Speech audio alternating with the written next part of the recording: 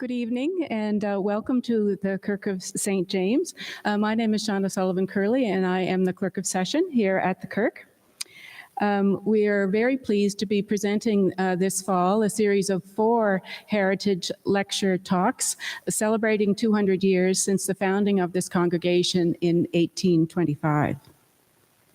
And as we mark that time in our history, we also want to acknowledge that we gather here at the Kirk on the traditional territory of the Mi'kmaq people. As a denomination and as a church, we seek a new relationship with the original peoples of this land, one based in honor and deep respect.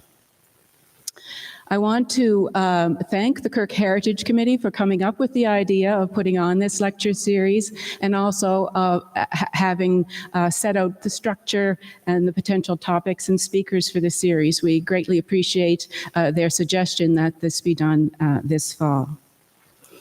I also want to acknowledge the generosity and the generous gift of Vessie's Seeds and Bev Simpson. I think as you came in, you would have been offered a seed packet of forget-me-nots branded with the Kirk 200 graphic design. And we thank them very much for offering to do that for us.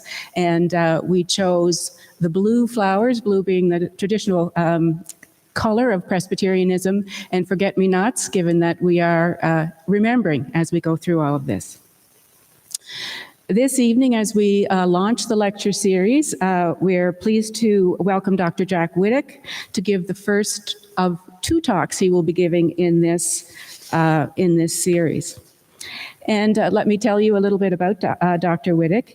He has been involved with colleges and universities across Eastern, Central, and Southern Africa for the past 22 years, including being extraordinary professor in the Reformed Theology Unit at Northwest University, the Faculty of Theology, Potchefstroom, South Africa. He's an elected fellow of the Royal Historical Society and the author of a number of books, also a contributor to several books, and he gave me this, and I think I'll show it to you. He is the editor of this book, A Survey of Presbyterian Mission History in Africa. This is from 2023, Volume 1, and Volume 2 will be coming out in December of this year. Dr. Whittock has also authored over 100 articles and reviews in the course of his career thus far. And when they're not in Africa, Jack and his wife Nancy make their home here in Charlottetown, where they are active in many aspects of island heritage and the Christian community. And we're pleased to welcome Nancy as well this evening, who's going to help with some of the technology. Jack is an active member of the Society of Presbyterian History in Canada, the Scottish Church History Society, Edinburgh, and a speaker for the annual Presbyterian Scholars Conference in the U.S. Please join me in welcoming Dr. Jack Whittock.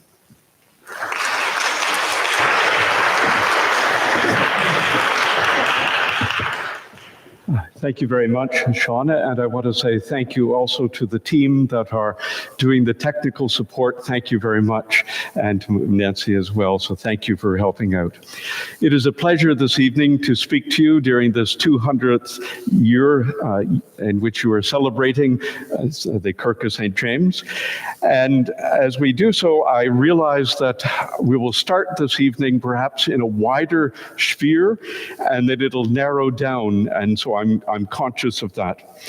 I want to begin with a quotation by Northrop Frye, the illustrious Canadian Bible scholar of a former generation.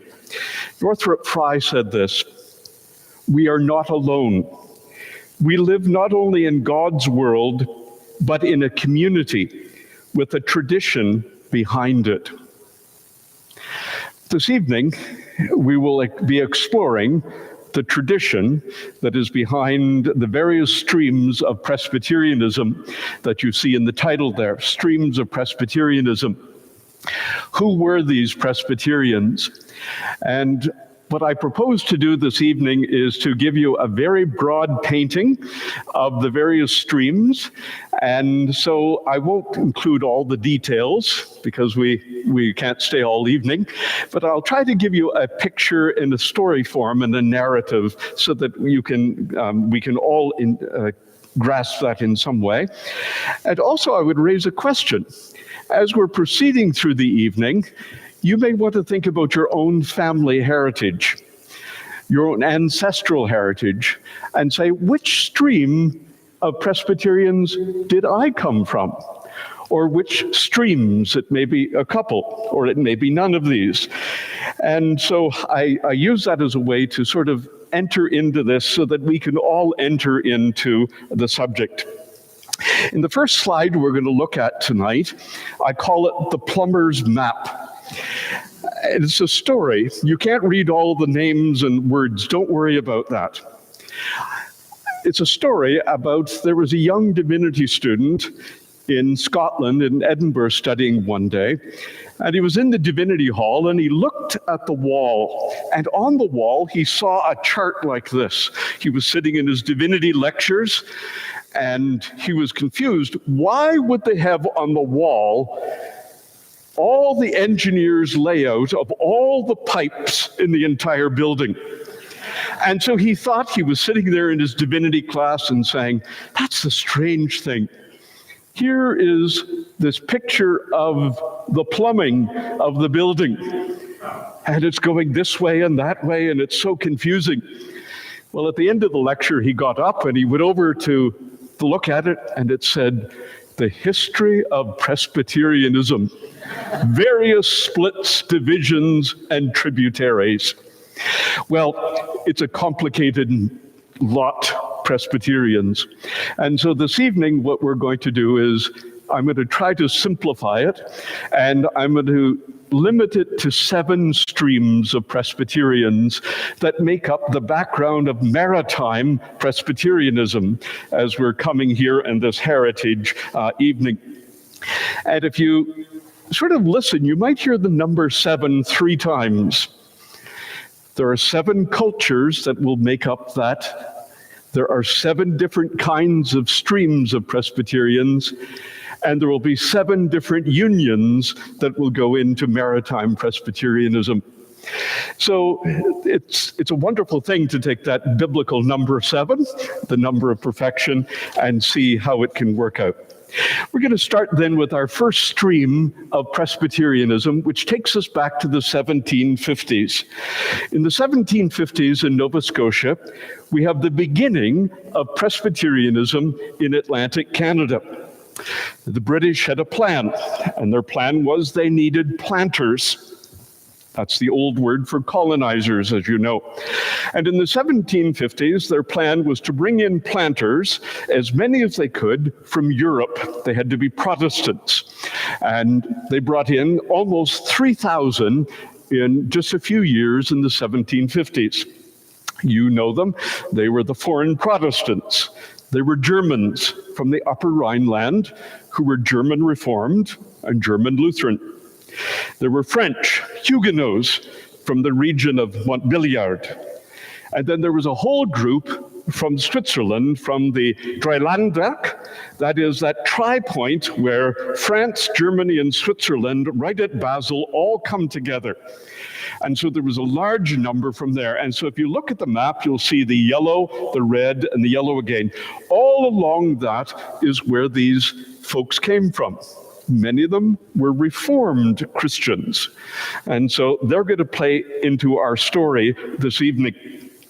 They will settle between Gottingen Street, of course, in Halifax, right through to Liverpool. And that will be that stream of the 3,000.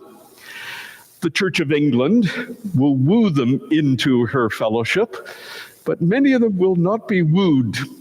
They want their own church. They want a Reformed church. They want a Presbyterian church. And so eventually they reach out to try to find a minister. They try to find one in the United States or in the American colonies, and it's not successful. But here's where our story becomes fascinating. And the first stream of these foreign Protestants is going to meet and lock hands with the second stream And these two streams are going to create the beginnings of Presbyterianism in maritime Canada. And so we'll take the next one now, and that takes us into this next stream. The foreign Protestants are going to start to develop relationships with the New Englanders, who are also coming as planters and Protestants. They're coming from New England and from New Jersey. These planters, almost all of them, are either Congregationalists or Presbyterians. Now, we often don't think of Presbyterians being in New England, but right in New Hampshire, down towards the border with Massachusetts, there is the area of Derry, Londonderry. Londonderry, New England, is the center of Irish Ulster Presbyterianism in New England. Their families are multiplying at quite a large rate. They need new land. And so in the 1750s and 1760s, their eyes look to Nova Scotia, and they want to send planters. They are now third and fourth generation Ulstermen, but they're from Londonderry in New Hampshire. The other place that's significant is New Jersey, the center of Princeton Theological College and the College of New Jersey for liberal arts. And what is going to happen is Londonderry and Princeton are going to become sending sites to send Presbyterian elders and ministers up into the Maritimes, or Nova Scotia, New Brunswick predominantly. And those are going to come together. With them are going to come several Congregationalist ministers who are trained at Harvard and Yale. But in New England, Presbyterianism is different. In New England, Congregationalists and Presbyterians work together, and they exchange pulpits, and they're one. Now that sounds a little different for us. We say a Congregationalist is a Presbyterian, but in New England, that's the way it worked, because they both believed in infant baptism, and they both believed in the theology of Westminster, Confession of Faith and shorter catechisms. So they worked together, and they formed this unity around that. What is going to happen is, as they come up, they are going to note that there are all these foreign Protestants there from Germany and from Friesland and from Montbéliard and other locations in the tri-point of the three European countries. And they're going to start make friends with them. And so these two traditions come together. And it's going to involve a farm on an island. So we'll turn to this, and you'll see this little farm in a moment, the next one. There is Chester. So if you've been down to Chester in Nova Scotia, there's a whole series of islands in Mahone Bay. And if you like your sauerkraut, you maybe ate your sauerkraut from Big Tancook Island years ago. But where that yellow arrow is, there were two farmers that lived on that island. One was by the name of Brun Camingo. The other one was John Seacombe, a Harvard graduate, Congregationalist. These two men become best friends on that island. The island is split in half. It's two farms. And they're farming there and fishing.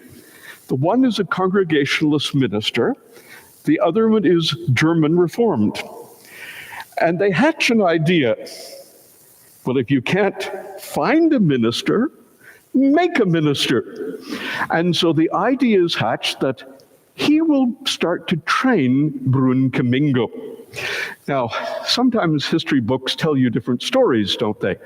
And I used to believe that Camingo was just sort of appointed and ordained by this presbytery in 1770. He had no training at all. And then I started doing some digging, and I found out that he had a private tutor. And on that little island, I think, was the first Presbyterian theological seminary in British North America. He only had one student, but there was one tutor. And he trained him in the Shorter Catechism, Westminster, prepared him for ordination, and he went on to ordain Brun Kamingo. Now, Brun spoke a German dialect, and so he was able to speak in Presbyterianism in German with his congregations. He had 5 congregations that he was ordained to in 1770. Here is the beginning of the first presbytery in maritime Canada, 1770. And if you look at this picture here of Kamingo there, and you see the sermon that's next to him on the right, there it is. There was a sermon that was preached in Halifax, and it was by John Seacombe, and you will see there it says, to the Dutch Calvinistic Presbyterian congregation in Lunenburg. Well, British people sometimes confused their languages. They were speaking German, Deutsch. It should read, the Deutsch Calvinistic Presbyterian Church. It was a German liturgy, not a Dutch liturgy. Seacombe was the AM from Harvard, and he had trained him. And so that sermon is a fascinating sermon. It's the first ordination sermon that you can find. This is Kamingo. Well, to have a presbytery, you usually normally need 4 or 5 people. And that takes us back. Who formed this presbytery? The presbytery was Reverend Seacombe and Phelps. They were the 2 Congregationalists. And Lyon was the American Princeton Presbyterian. Now, James Lyon is a fascinating man. And if any of you are really into music, you will appreciate why I'm going to diverge just for a moment. James Lyon was a graduate of Princeton, and he was also a noted musician. He ran singing schools to support himself through his theological education and arts training at Princeton.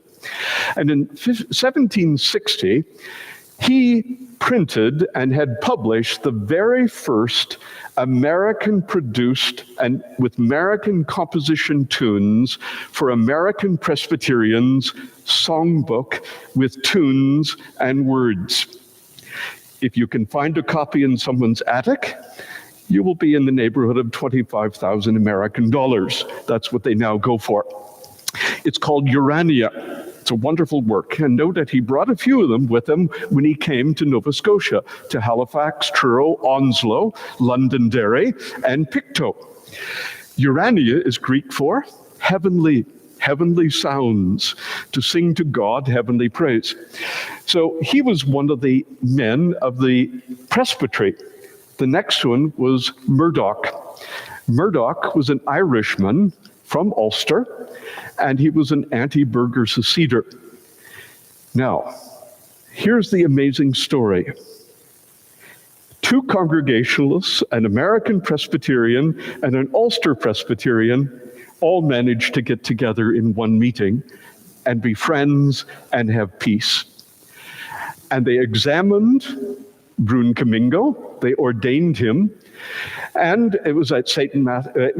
Matthew's, which in those days was Mather's meeting house in Halifax, and sitting in the gallery was Lord William Campbell, because he had to oversee it for the state, that it was being done accordingly to good Presbyterian order. So Lord Campbell officiated, in a sense, from the gallery there over the ordination. I'm telling you this story because it connects 2 traditions. It brings together the South Shore of Nova Scotia and the foreign Protestants who come into the German, bringing their German into Presbyterianism. It's a culture. It also shows that there's an indigenous desire to put down some of the wars of the old country and try to create a new identity for Presbyterianism in the new world. If it would have only lasted, then the chart wouldn't be needed. But the story goes on. You've got 5 more to listen to this evening, because it didn't make for peace for very long. So that was the first and the second. So next time you're down in Mahone Bay, you can just think of some of these little stories that go along. So that was the New Englander Congregationalists and Presbyterians and all of those groups there. The third stream, and this is where, if you come maybe of Irish extraction, or if you come of Scottish extraction, and you have certain names in your background, this may be your heritage. These are the Presbyterians that were known as the Seceder Presbyterians. Now, what is a Seceder Presbyterian? They are known as dissenting Presbyterians who left the Kirk of Scotland in 1733. They were also very mission-minded, unlike the Kirk at that time, that was not concerned with missions. And so the Seceders looked at British North America. They looked at Prince Edward Island and Nova Scotia and New Brunswick and the Canadas. And they said, this is where we're going to send missionaries and ministers of the gospel. It was a unique tradition. They were anti the Kirk, so that means there's going to be some tension, right? They were also more mission-minded, and they had their druthers about establishmentarianism because they feared that establishmentarianism took away the rights of the people in the congregation. There's something else you should know about them in politics, how they voted. You wouldn't find Tories in a Seceder church, by and large.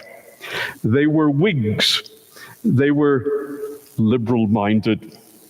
They were not Tory. Where did you tend to find the Tories? Generally speaking, everything's always general. Ordinarily speaking, they were over in the Kirk. So you see, politics got in on it. There was also a culture difference between them, because a lot of the Seceders were lowlanders, Scots and Ulstermen, and they were the middle Highlanders, not the high Highlanders. More about that later. Two names of the Scottish Seceders: Ralph Erskine on the left, and on the right, Ebenezer Erskine. If you ever see a church named Ebenezer, you say, that comes from the Bible, I'll raise my Ebenezer. Well, probably if it's a Presbyterian, it actually comes from these fellows wearing their wigs, because they were held in such high esteem because they dissented from the patrons of the Kirk of Scotland in 1733. And they had such a strong mission. They will become the third stream of Presbyterianism in maritime Canada. They will also become the largest stream in maritime Canada. And they will become numerically the most aggressive and powerful of the 7 streams of Presbyterianism up through the 1870s. So that's a few things about this group. Now, you know some of the names with this group. Here are the 3 key names of the secession Presbyterians. The first one is James McGregor. So if any of you have Pictonian blood, this is your man. James McGregor, known as the Apostle of Nova Scotia. Small a, meaning that he was the one who took the gospel to anyone into any village, and it didn't matter if you were Kirk, or if you were Seceder, or if you were even a foreigner. He would go to your house. So he was the apostle. I'm hoping that stained glass window is not going to be destroyed. That is in Bloor Street United Church in Toronto, which, as you know, is becoming the new archives for the United Anglican and Presbyterian churches. But that is one of the beautiful stained glass windows in Bloor Street United, and I hope they're preserving it, which they probably are. So James McGregor. He is the first Presbyterian to come in 1791 and to preach across the island So he brings the secession Presbyterian tradition to the island, non-Kirk and non-American as well. So that's his tradition. His emissary that he will really mentor is Thomas McCullough. And McCullough will be centered in Pictou, but he was to have come to Prince Edward Island. He was to have been a missionary to Prince Edward Island. So theoretically, this is one of the what-ifs of history, Pictou Academy may have been called Princetown Academy. And the first theological school of a large basis and the first Academy of Arts and Humanities, liberal arts, could have actually been there. But it didn't happen. He got storm-stayed, basically, for the winter in the harbor in Pictou, and there were so many immigrants there that said, stay, so he stayed. And he did not come to Prince Edward Island on that time. So he stayed in Pictou. He will found the first Presbyterian Arts College and the first Presbyterian formal theological seminary in Pictou. He will then be transferred from there in 1838 to become the first principal, if you're a graduate, of Dalhousie College, Dalhousie University. He will become the founding principal of Dalhousie.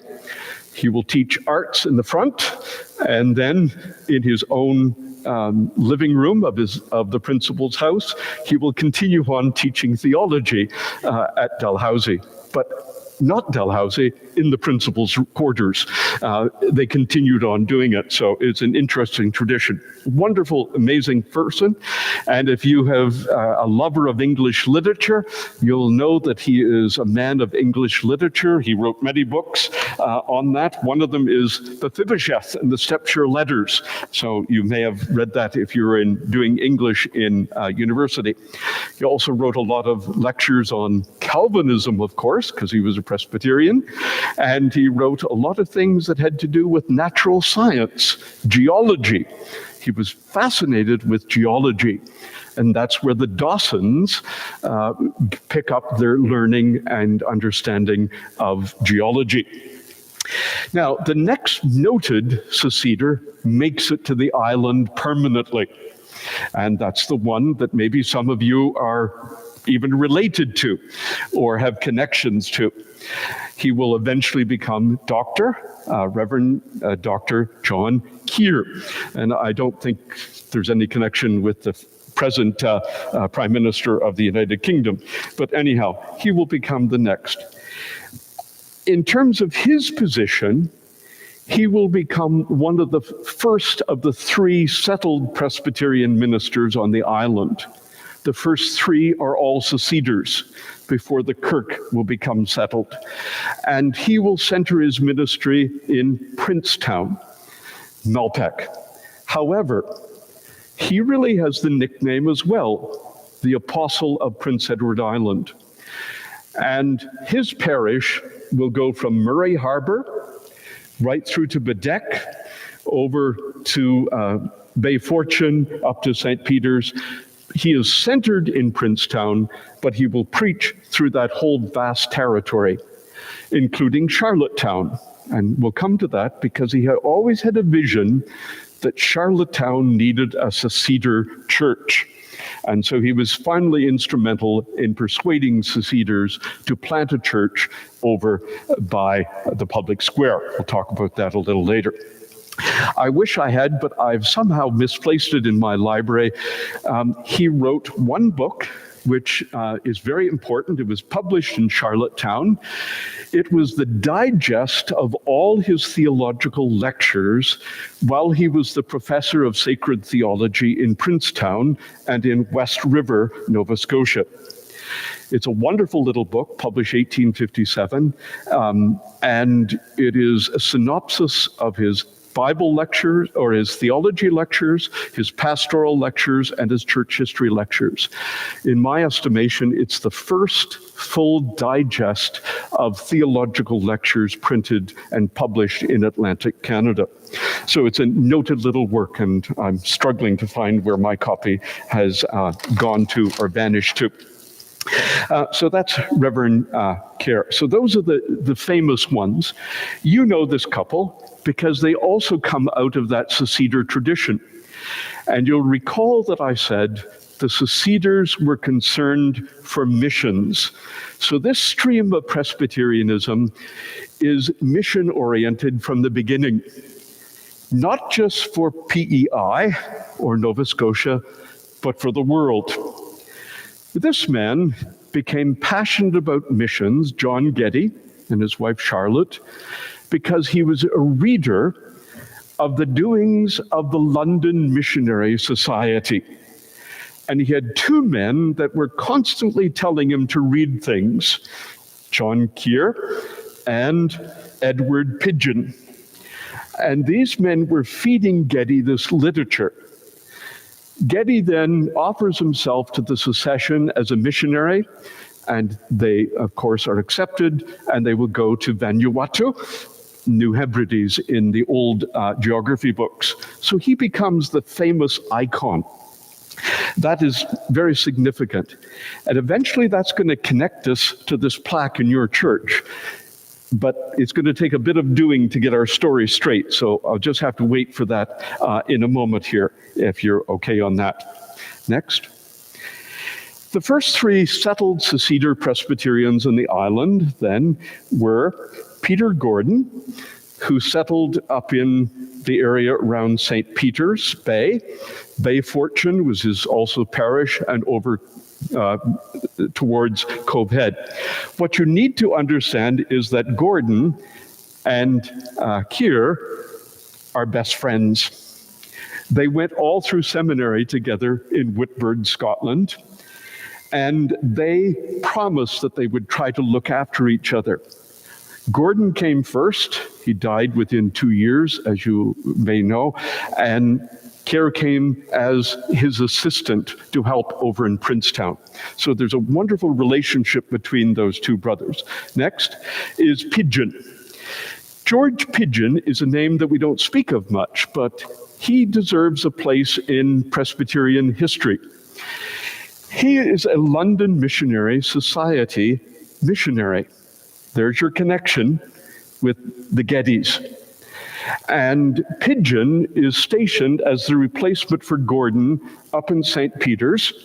He will marry a Montgomery, of course, which puts him into a very large clan from Kintyre, Scotland, that are all living around over in Malpeque.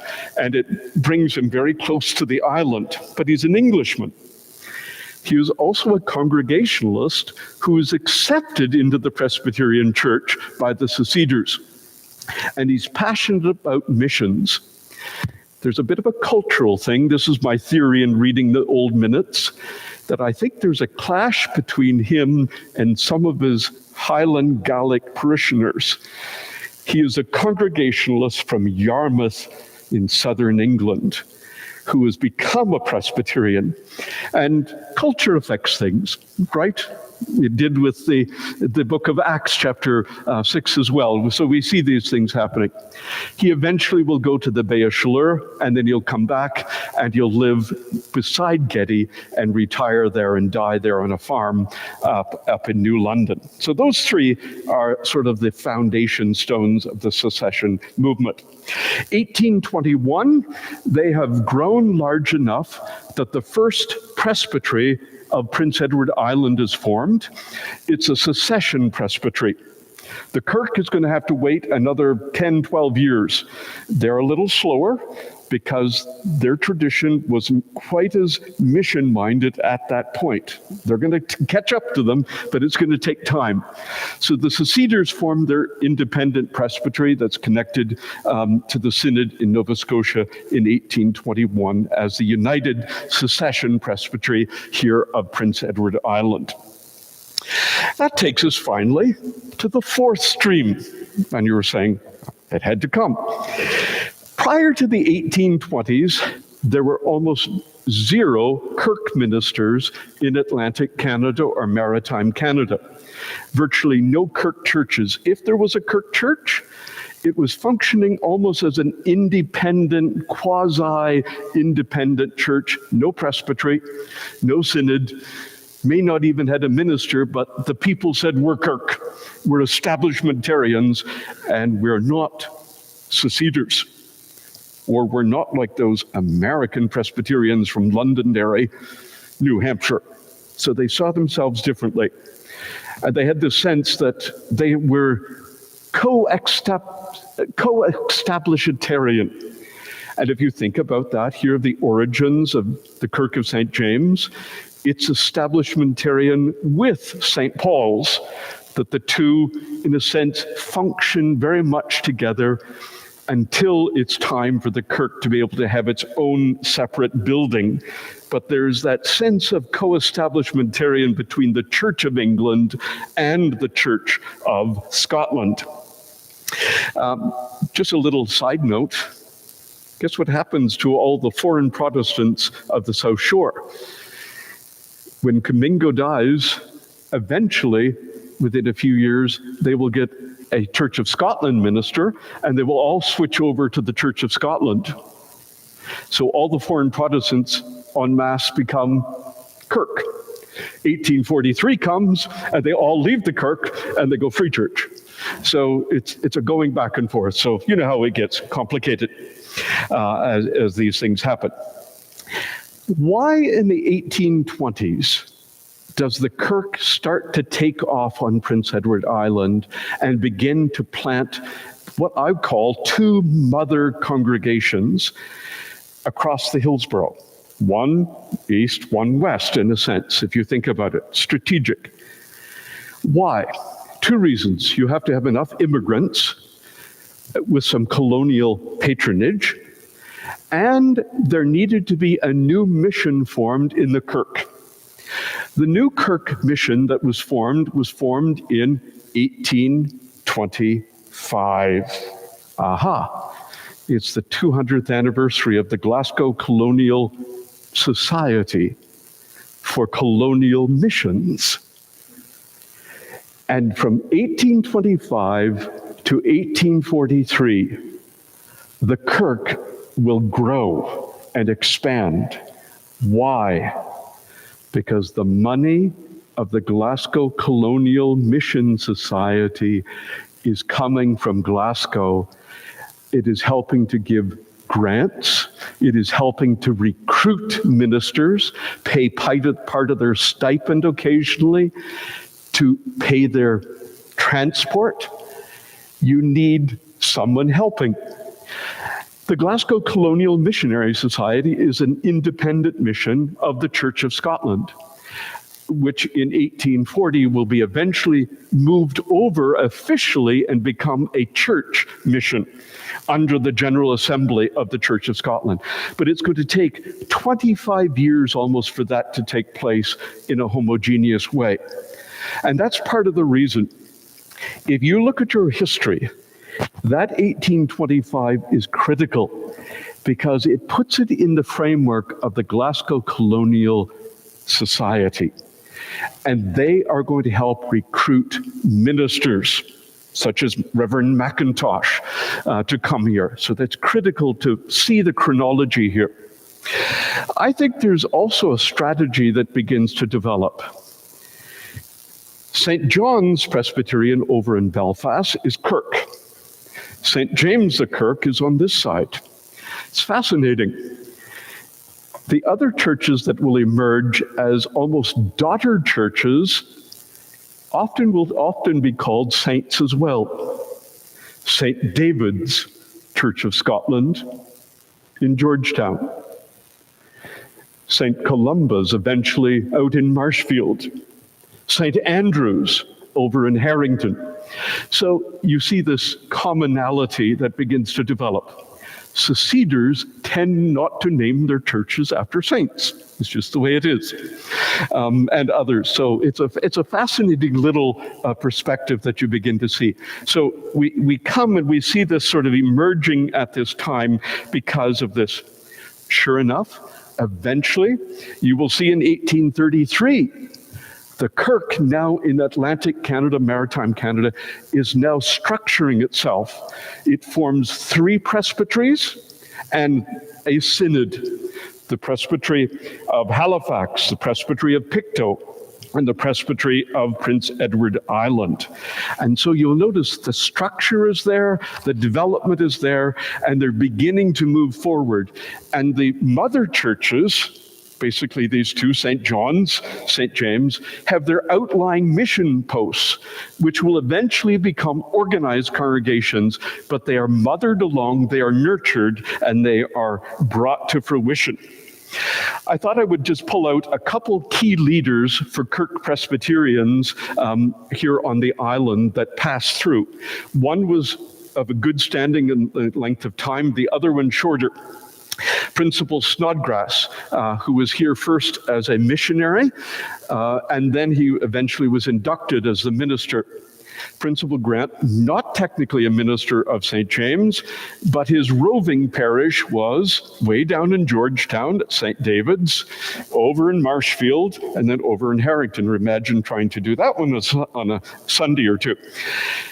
These two men represent something about the Kirk that I want to sort of leave an impression with.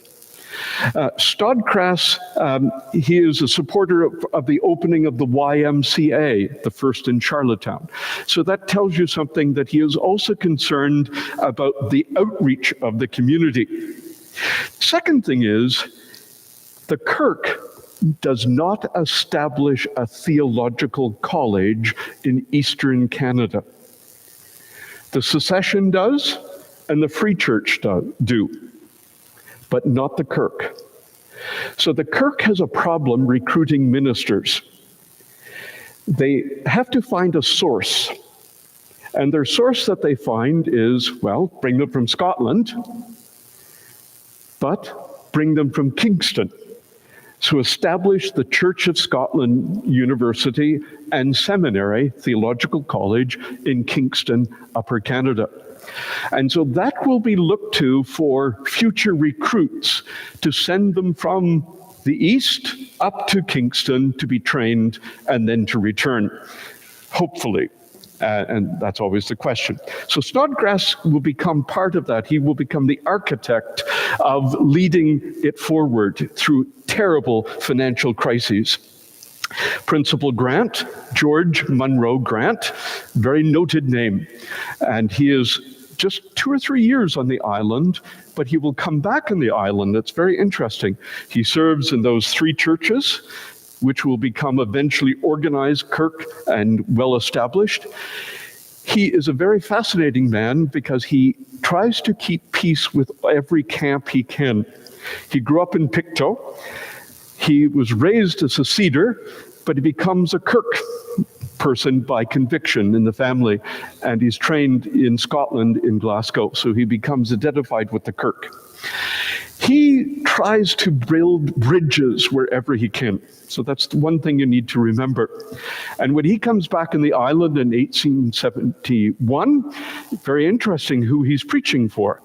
He does a tour of the Church of Donald MacDonald churches, and he preaches for them, trying to woo everyone he can into union and together. Principal Grant, as you will know, his grandson, you probably have heard the name, you know, George Grant, the lament of a nation, very noted red sort of Tory in politics and that. Fascinating family. The Grants are a dynasty in Canadian Presbyterian history. He is a very difficult man to classify. I just checked today, and the Canadian Dictionary of National Biography calls him a romantic evangelical. Well, that's a very fascinating name, a romantic evangelical, because his hero was Dwight Moody of Chicago. I may not have given him that name, but he is very interesting that he does that. He is a pro-unionist man, and so he wants everyone to go into the new Presbyterian Church of Canada in 1875. So that's a little bit about the Kirk that's being established and about some of their trajectories that are developing. Now, the fifth stream is also Church of Scotland, but we're never quite sure how to place it. It's the Church of Scotland Donald MacDonald section. And this was a sketch done by John McKinnon out in Uig of MacDonald. There's no photograph available of him. How do we classify him? You've probably heard stories of Donald MacDonald. Just to give you some background about him, he was born in Perthshire, Scotland. He's a full Gaelic speaker. He's a full English speaker, and he is trained in the poetry school of Dugald Buchanan. If any of you want to read some of the best of Scotland's Gaelic poetry, you have to read Dugald Buchanan, who was raised in Rannoch, Scotland, just outside of where Donald MacDonald was from. He goes to St. Andrews. He is well trained. He is trained in classics. He is a good Greek man. He does his arts there. He does his theology at St. Andrews. He becomes a tutor. He's a private tutor for some very wealthy people in Scotland. Then he becomes a missionary to the Highlanders because he can speak and preach in Gaelic. And he's a Gaelic poet. So he's a good bard. And so he will spend his time doing that. He comes to Canada in 1824 to Cape Breton, and there are many stories about him there, some of them in talking about intoxication and whatnot. And some of the stories you're not sure, because when you read the source, you begin to see that it's often questionable. Anyhow, sources are always needing to be defined. He comes to Prince Edward Island in 1826, and somewhere in 1827, he is dramatically awakened, comes to an assurance of salvation as a Kirk minister, already ordained as a missionary for about 10 years. So something happened to him, and ever after that, he became noted as a very fine, different type of preacher on the island. And so he continues to preach as an apostle to Prince Edward Island Church of Scotland. And he does not join himself officially to the 1833 presbytery. He remains somewhat aloof because some of the Kirk ministers attack him. And so there's a tension there going on in these things. There's also perhaps something else going on. 1829, a revival sweeps through the congregations where he's preaching, from down Murray Harbour up through to probably Bedeck area. The numbers of converts increases and swells, so that by the time of his death, there are over 5,000 people connected with his churches. How many Kirk people are there at the time in the other branch of the Church of Scotland? 4,000 to 5,000. So it's equally split on the island by 1870 between the Church of Scotland and the Church of Scotland, Donald MacDonald. It probably leads to a few tensions that I would dare even say personality conflicts and jealousies and all those things. So there is this issue that comes along there. If you have ever done some wandering on Prince Edward Island and you go to graveyards like I like going to, you need to stop at Orwell Head Cemetery. And you need to look at the white stone right along Queen's Road there and the road down to Murray Harbour. If you ever stop to read the white stone, it's the only stone I've found in Atlantic Canada is 4 languages: Latin, Gaelic, Greek, and English. And if you know of another one, please let me know. I'd be curious. It was also the largest funeral up to that point in island history. Now, who conducted the funeral has always made it most fascinating to me. Reverend Thomas Duncan, the Kirk of St. James, is the official clergyman to preach and to conduct the funeral of Donald MacDonald, Church of Scotland. It's very fascinating.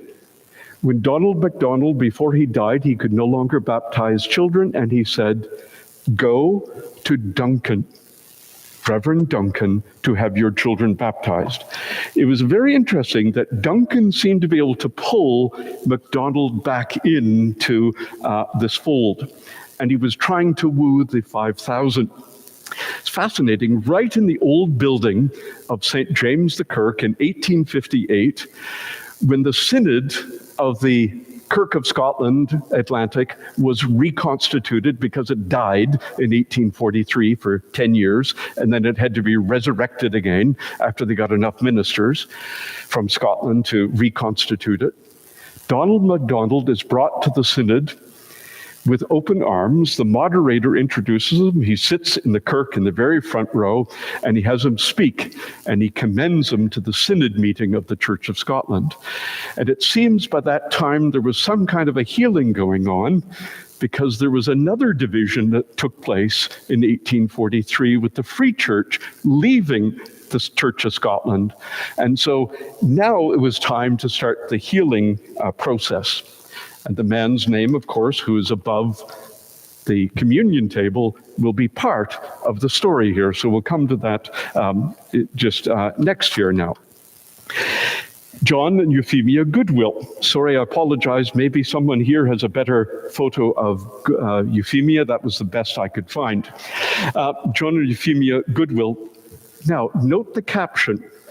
First Church of Scotland missionaries to the New Hebrides. In the 1860s, the seceders who had founded the mission to Vanuatu, the New Hebrides, had asked the Kirk, the Church of Scotland, would you like to join us in missionary work? And the Church of Scotland in Atlantic Canada said, yes. Thank you very much. Our first missionary, their first missionary that they sent was John and Euphemia Goodwill.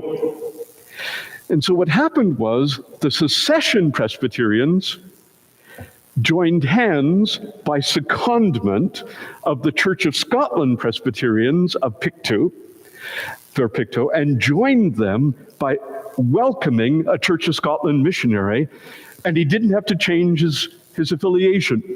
He didn't have to become a seceder. Well, that is an amazing thing. That means people are working and getting along here. And so that's a fascinating thing. John Goodwill will never leave the Church of Scotland when he dies in 1905. He will remain with the Church of Scotland, and he will worship for the last couple of years of his life, occasionally at St. James the Kirk. Fascinating family. I find them very interesting. This is another dynasty. His grandfather was a Kirk minister in Paisley, Scotland. John Goodwill did not know Gaelic, and he taught himself Gaelic when he came to Prince Edward Island to become a minister who succeeded Reverend Donald MacDonald and to look after the flock of the 5,000. And he teaches himself Gaelic, and he has sufficiently trained himself that he can preach in English or Gaelic. So I have great respect for a man who can do that. Wonderful. Very interesting. He seems to be able to build bridges and to show love to all Christians and to be able to work with them and do that. And I think that's fascinating that he's able to do that. He has a son who goes into the ministry, and some of you may have even heard of the son, Thomas, who died when he was ministering out at Canoe Cove. And he actually served for years in Ontario. Thomas had a daughter, and that daughter will become a noted Presbyterian missionary in British Guyana. This is a dynasty, quite a family, as you well know, with Victor and others. So a fascinating family. But he will be responsible for sort of helping to woo many of those Presbyterian groups that were Macdonaldite over to the Presbyterian Church in Canada. That takes us to this little complicated slide that I left blank because I wasn't sure how to put it simply. 1875. Oh, a great union. This was the union that makes the Presbyterian Church in Canada. So it's being celebrated 150 years. And so on Saturday, we were celebrating it in the Canadian Society of Presbyterian History. But not everyone went into the 1875 union. Many Kirk people and Kirk churches did not want to go into the union because they felt it was being disloyal to their fathers of the faith. And they were committed Kirk people. Now, St. James, 1875, goes into the Union, probably because George Monroe Grant was promoting it so well and they wanted to identify with that and with Queens. But in Pictou County, if you're a Pictonian, this is your group, 2 presbyteries will remain out of the 1875 Union. They will form the Synod of Pictou, continuing Church of Scotland. So isn't our history fascinating how we can keep on? So every time you have a union, there's always a continuing group. And here's the continuing unit. And you thought, oh, it only happened in 1925, right? Well, no, it happened in 1875. 3 presbyteries will eventually be formed for the Synod of Pictou. Edgerton Presbytery, Pictou Presbytery, and Prince Edward Island Presbytery. Who's part of that one? Reverend John Goodwill and others will join. The Synod will end mysteriously in 1909. And it just seems to go out of existence. And what happens, the Presbytery of Prince Edward Island is the last remnant. And so slowly what happens, all those congregations, one by 1909 into the 1900s early, emerge and go back into the Union.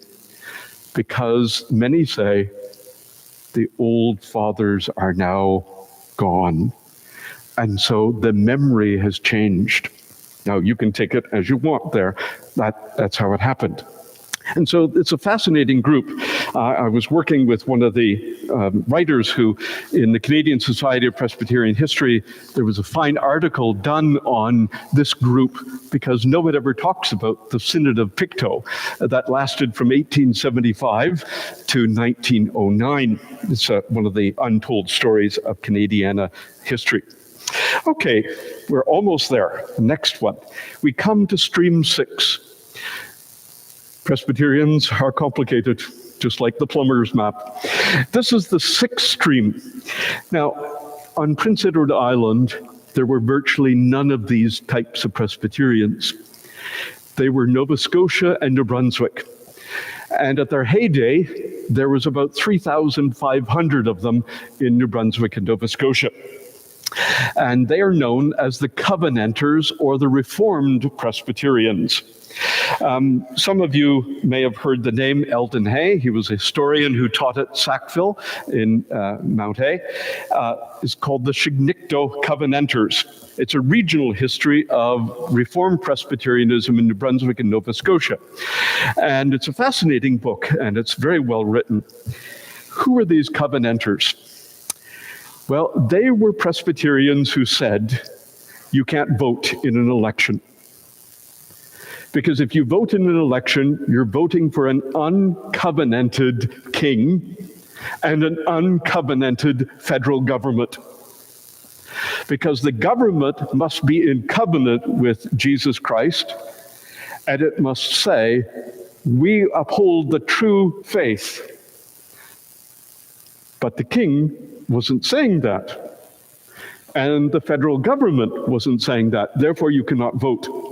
So this was a different strain of Presbyterianism. As I said, fairly small group, 3,500 at that time in Nova Scotia and New Brunswick.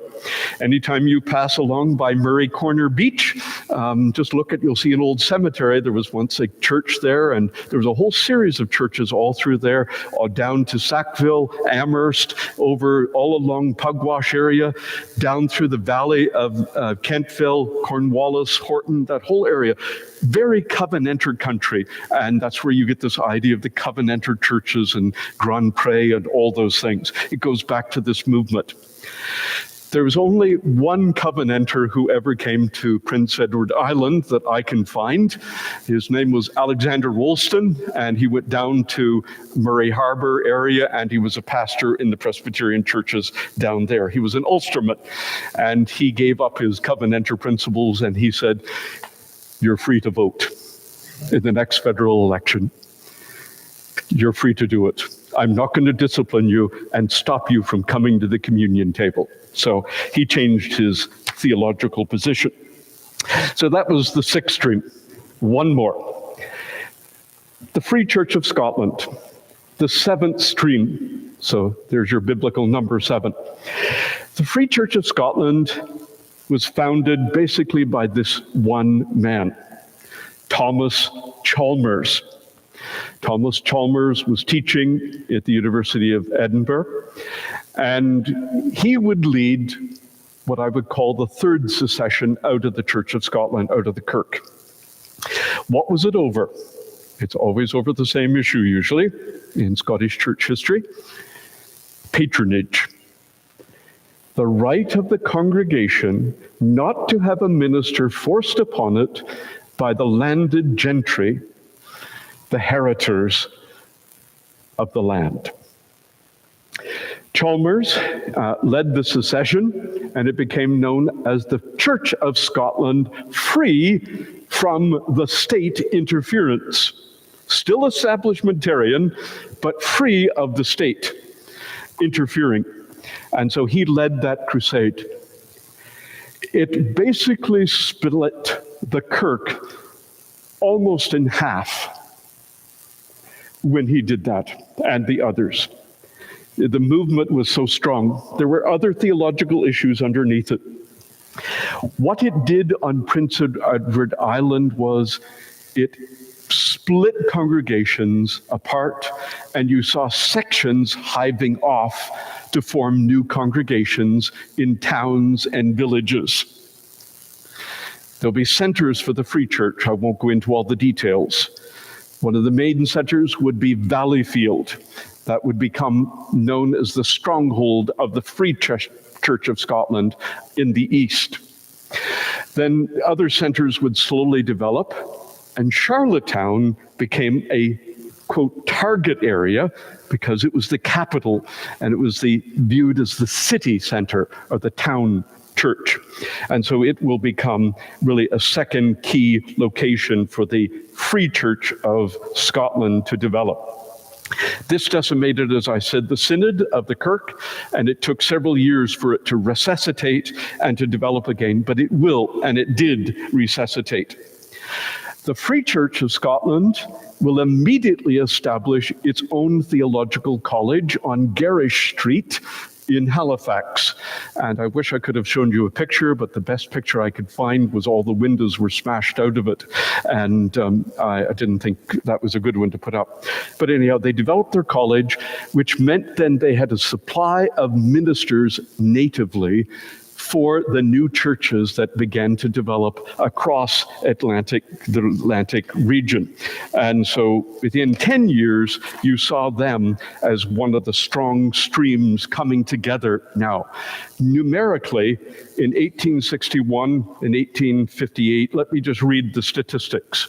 1858, there were 22,000 Presbyterians on Prince Edward Island, 9,700 Church of Scotland, 5,000 MacDonald, the other Church of Scotland, 6,800 Seceder, 6,000 Free Church of Scotland, for your grand total of 22,500. 1861, there were 2 ministers only of the Church of Scotland left on the island. So it really shrunk because of the Free Church secession. Now, one of the noted ministers of the Free Church of Scotland in Charlottetown, is the next slide, is this man here by the name of George Sutherland. I love geography, and I was excited when I found this a few years ago. A manual of the geography of the natural and civil history of Prince Edward Island for the use of schools, families, and, notice the spelling, immigrants, by the Reverend George Sutherland, pastor of the Free Church, Charlottetown, and member of the Board of Education. He was the leader for the Bible in Public Schools debates that was going on that was going on the island. A very strong person, a very capable writer. I find his manual of geography and national civil history fascinating. Has anyone here ever dipped into it or read it? Okay, I know you're going to Google it as soon as you go home, of course, yes. But it's a great one. And I've got a fascinating little story to tell you.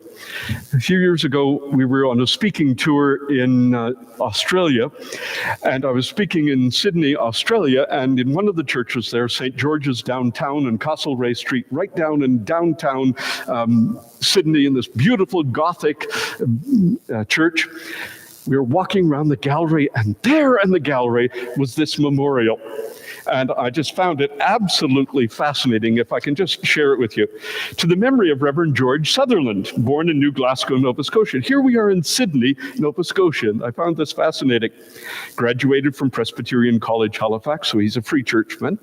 Ordained minister in Cetra, Montreal, DD degree, ministered in Charlottetown, 12 years. First minister at First Presbyterian Church, Dunedin, so those of you who have been there, New Zealand, 6 years, then accepted the call to St. George's Presbyterian Free in Sydney, filled it for 21 years, and the church had a terrible debt because it wanted a stone steeple, not a wooden steeple, and the debt was astronomical. It was fully liquidated within 3 years of his ministry. He was moderator of the Synod of Eastern Australia for several times. He was also the Grand Chaplain of the Grand Orange Lodge, Sydney, New South Wales. He was also when he was here on PEI, and I like this descriptor. A ripe scholar, isn't that interesting? A ripe scholar, an eloquent preacher, and a faithful pastor. So I assume his scholarship was mature. That's what it was meaning, I think, when they were saying that. So you never know where you're going to find something about Prince Edward Island when you travel the world. All right, we'll just go back for a second now. So to get a sense of Charlottetown, from the 1840s, 50s and 60s, 70s, there are three streams of Presbyterians. There is the Kirk that you know about here, corner Fitzroy and Ponnell, 1825 established, first minister, McIntosh, remains identified with the Church of Scotland. 1843, dissenters will start to move out of the Presbyterian churches and side with the Free Church in Charlottetown. And they will start a preaching point in the 1840s. Probably by 1846-8, they are meeting. And eventually they're going to build their own building. It takes them a long time. And they will build at the corner of Prince and Euston Street, the Free Church of Scotland, where George Sutherland is the minister, the writer of the book on geography of Prince Edward Island. So you have two streams. The third stream is over on Richmond Street, where the Murphy's Recreation Center is today, formerly the St. Dunstan's Recreation Center. Right on that piece of land was the Seceder Church. Now, the Seceder Church met for years in the Temperance Hall back in the 1840s, and who helped get them going? Dr. Kirk. He would come up here and preach, and he would get them going because there's no secession church in Charlottetown. And so each wanted their own branch. So the Seceder Church was eventually built. He didn't get to see it built. He was actually a driving force, though. He wanted a brick church because it was the city of Charlottetown. He didn't get his wish. He had died before that. It was a frame church. Brick was too expensive. But as you may know, the story of the Seceder Church is it was built in Pictou, Nova Scotia. It was a prefab church, and it was sent across and reassembled on just off Queen Square there. Now, should these three in 1875 get together and become one congregation? Well, it would be absolutely impossible to try to do that. Not possible. It doesn't happen. The Free Church and the Secession, though, are technically one because the denominations join, but the local congregations do not want to join one another because they have their own traditions. And so eventually the Free Church and the Seceders say, let's lay down the hatchets, Let's unite and form a union. So they form a union. The Free Church go down the road to the Secession Church, because the Secession has the better building, the Pictou prefab building. And so the Free Church will eventually become Methodist for a time, Salvation Army for a time. It will become a hall that will be eventually torn down and moved around the city. But it'll also go back to being a free church for a time, strange enough. When the Free and the Seceder come together, they of course form Zion. And Zion then starts meeting over in the Seceder Church. They outgrow it, because in 1874 there's a revival at Zion. They have no longer enough pews to put everyone in. So they open the old Free Church, and they put some there. But they still want everyone in one building. And so they will knock the walls out, and we can get into that next week, and they will expand it. So that's the unaltered building, and then they will alter it. That building becomes too small. They need at least something of a sanctuary that would seat closer to 1,000. And so then they will build the new Zion. As they start building it in 1910, it's completed in 1913. What happens in 1913? St. Dunstan's burns. Okay, St. Dunstan burns. The Seceders and the Free Church Zion are ready to move over to their new building. Amazing providential opportunity. The sale of the old Secession Church to the Roman Catholic Diocese for $5,000. One of the few times a Presbyterian church becomes a Roman Catholic meeting house for a few years while St. Dunstan's is built, and then of course it'll eventually become a hall, a rec hall, and remain part of that for until recent times. So there's your three streams. One last thing before we move on, and that is just one little thing, because my time is gone. What were Maritime Presbyterians debating in the 19th century? Well, they were debating church union, of course. They were debating establishmentarianism. They were debating education. But the thing that actually was most consuming them was one thing: baptism. That was the big debate in the 19th century. And they put more pen and ink and writing on that than any theological discussion in the 19th century. Baptism. So, what is the meaning of baptism? Who should be baptized? Should infants only be baptized, or can infants and adults, or adults only? And how should they be baptized? The amount of water you use was a paramount discussion and debate amongst these Presbyterians in the 19th century. It started in 1810, down in Pictou, and they were the first to write the very first book on it. Then it followed in 1826, when James McGregor got in on it, and he wrote a book on it, 1826.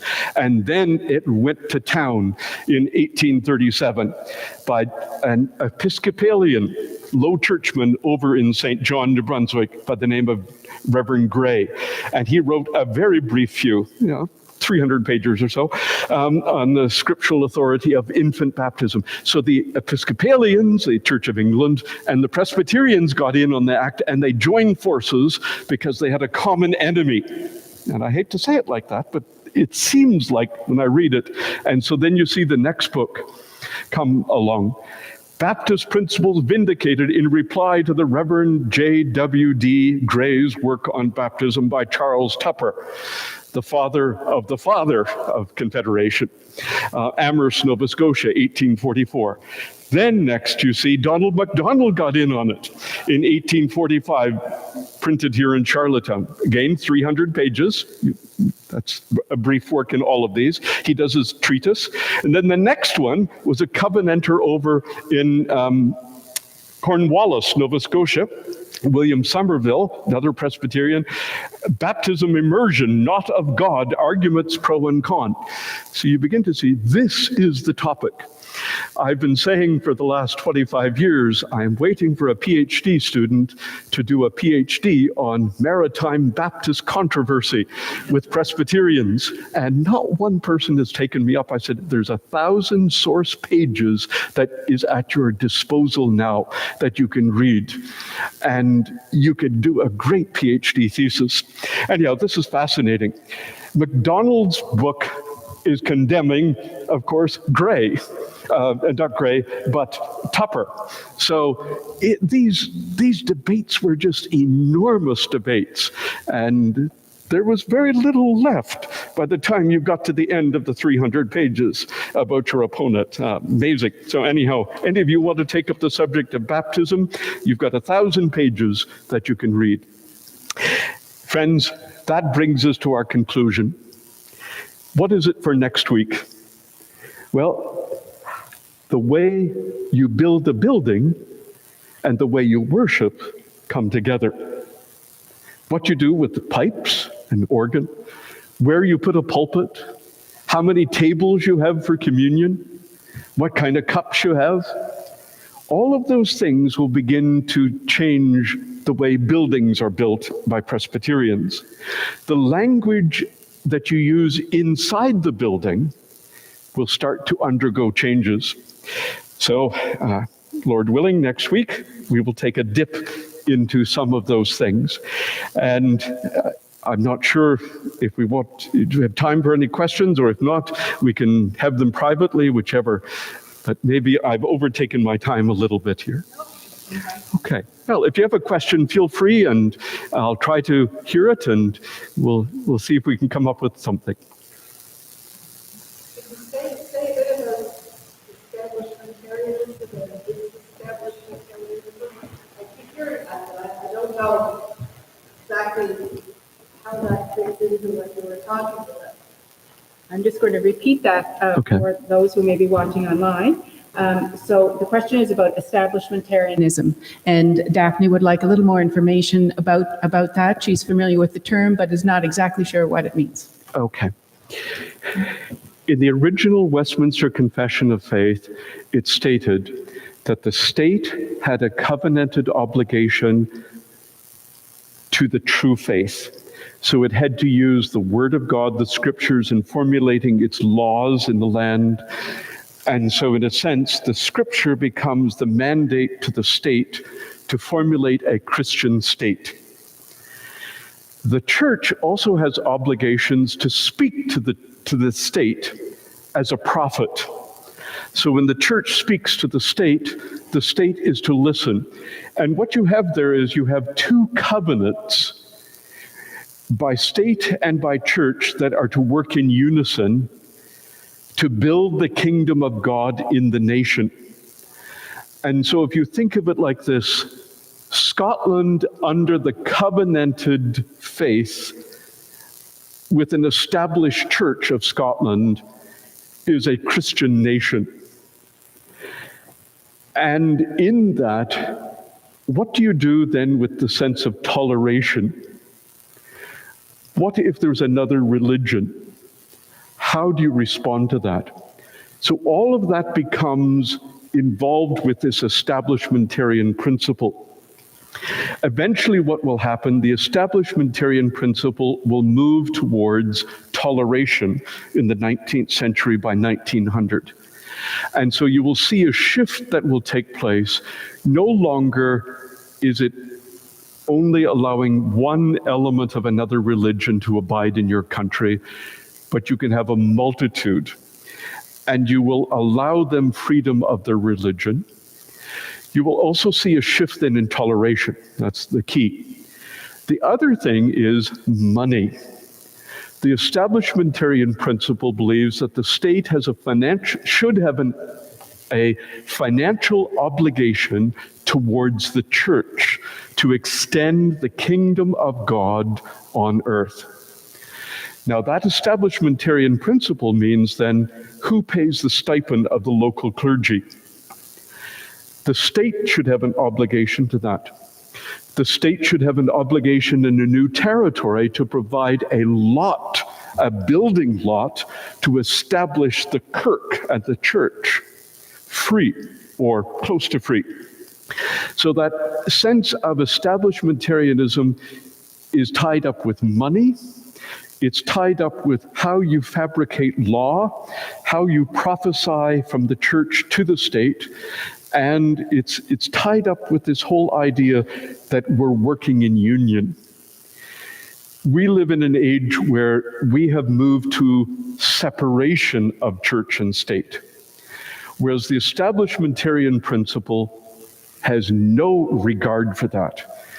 That is an American democratic concept. And that concept is antithetical to the spirit of the older generations of the establishmentarian idea, obviously 1875, 1900. So it's a complex issue, and yet we're all working through these issues still today. So it's a fascinating subject. Church-state relations, separation of church and state. There's a little bit in a nutshell. Okay, good. At the beginning, you had talked about that there was a difference between the lowlands and the middle highlands and the highlands. Yes. I know nothing about church Okay. history, so because how did that impact the immigration of Scots that were Yes. to the island? The lowlanders tended to mainly be, as they came as immigrants, seceders. Fewer were Kirk. There were Kirk people, of course. Edinburgh and Glasgow had sent Kirk people, but they tended to be very much Kirk. If you were down in Galloway, which is sort of its own little world of Scotland, Dumfries, you tended to be Covenanter. So your ancestry, sorry to say it, ancestry.com here, you tell me where you're from, I could probably say, oh, that's your ancestral Presbyterianism. The dividing line in the Highlands is Perthshire. Now, you will notice if your ancestry is in Perth, you're sort of a border Highlander, Lowlander, which means you can be Kirk, secession, but the higher you go into the Highlands, fewer and fewer people are seceder, and they're all Church of Scotland as they immigrate. So when they come over, and they're coming, say, on the Hector, going to Pictou, the majority of them would have been Kirk, but they're wooed into the secession. But when a Kirk minister comes to town years later, poof, they go over to that church because they go back to their fathers. So it's a complex world. The one exception tends to be Skye. If any of you have ancestry in Skye, that's where Skye is complicated. Skye is Church of Scotland or Free Church and what's called Scotch Baptist. And we don't tend to think of Skye as being Baptist country, but you just need to do a good little tour out to Ewig and go past the Ewig Baptist Church and Baptist Cemetery and read it, the cemetery signs and that, and you will see they're all immigrants from Skye, and they were all Baptists. And they were called Scotch Baptists, not Scottish, but they weren't drinkers either, but they were called Scotch Baptists. And the Baptist debate concerns all the Presbyterians fighting down around Orwell against the folks over in Ewig who were Baptists. And so they were writing these books as ammunition against their own Scotch Baptist people from Skye. So ancestry and culture and the streams of Presbyterianism all sort of blend together. It's a very interesting mix coming together. Good question, thank you.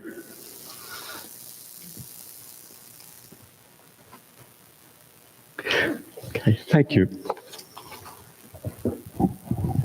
Thank you so much, Dr. Whittick, for a fascinating talk this evening. It's amazing to me the degree of detail. It's sort of like you can't follow the players without a program here, and you set us up well for that by showing us the plumbing chart first.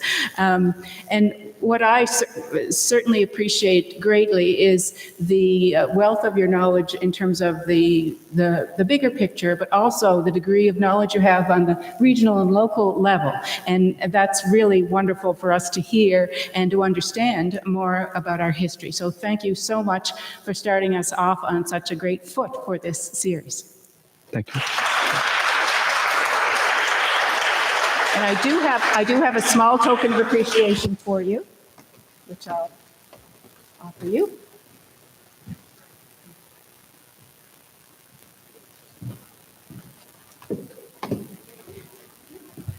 So I'm hoping that you can come and join us next Thursday at 7 o'clock for the second in Dr. Whittick's series on Streams of Presbyterianism. I think we know for sure now that it will be a fascinating talk. I mentioned that there will be 4 talks in this series, and the final 2 will take place in November. November 2nd, we will have Ian Scott and Joan McFarlane talk about people and events of the Kirk, talking about significant facts and stories about the Kirk over its history. And then on November 16th, our minister, Reverend Amanda Henderson Bolton, will speak about the Kirk today, where we are now as a church and where we hope to go looking to the future. I also want to take the opportunity to mention that we are going to have a very special anniversary weekend here at the Kirk, October 18th and 19th. And on October 18th, that's a Saturday evening, we're going to have a gala concert here, 1825, lots of music, lots of stories, and we hope you will join us for that. And then the following morning, Sunday morning, at our regular worship service, we will be having a special anniversary service, and Reverend Jeffrey Murray, who is the moderator of the General Assembly of the Presbyterian Church in Canada, will be the guest speaker for that service. So we have lots to look forward to as the fall unfolds. I want to thank you for coming tonight, and I hope to see you next week.